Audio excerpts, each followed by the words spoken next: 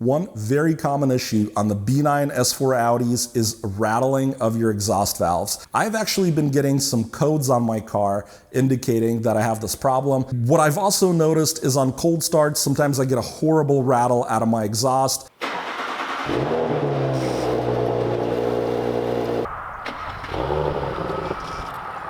It's the exhaust valves kind of flapping around inside the piping. Mopar or Dodge, Chrysler, or whatever, they're also using these same exact valves, and in their cars they've had the same problem, and there is an updated spring design that you can put into the little actuator for your valves. So what I'm going to show you today is how to remove your exhaust and open up those actuators and replace the springs with the new Mopar springs. We're going to start by lifting the car.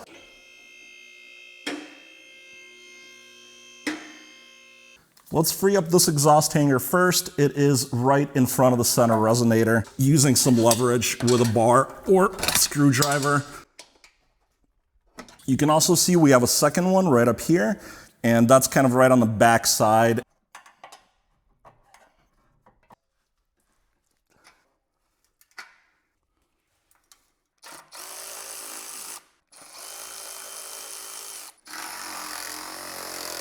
Pull these back onto the resonator piping. Here is the cable from the active exhaust system that I had to disconnect in order to drop the rear section.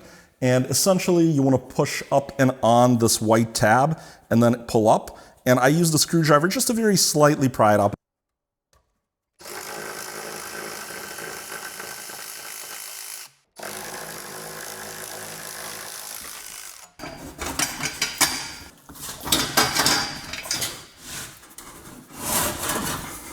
I've got the exhaust off the car and I've got our new springs. One's gonna go in here, one's gonna go on the other side. You're gonna need an 8mm to take this apart. Now, there may be ways to do this on car or maybe with just lowering the exhaust, but I was already doing other exhaust work, so give it a shot if you want, but this is not hard to actually remove this thing. If you have two people, it's even easier.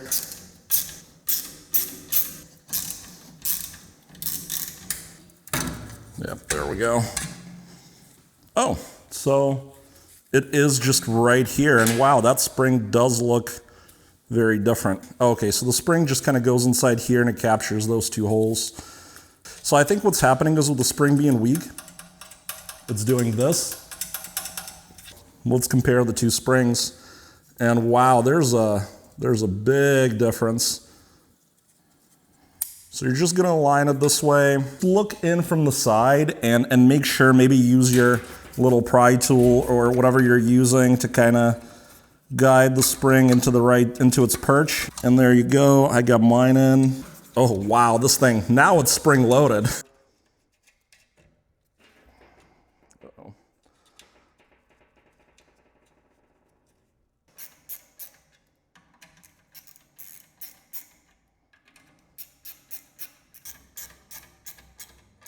There we go. I'm really hoping this works. Let me do the other side and then let's start her up, see if we can repeat the rattle.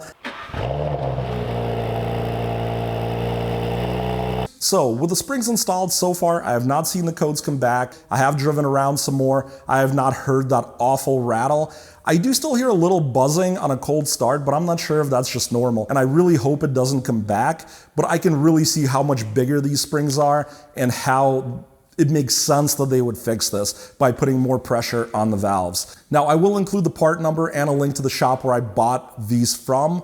I am not an affiliate or anything. I'm not getting paid for those, so do click some of those Amazon links as well if you shop on Amazon. That will help me out.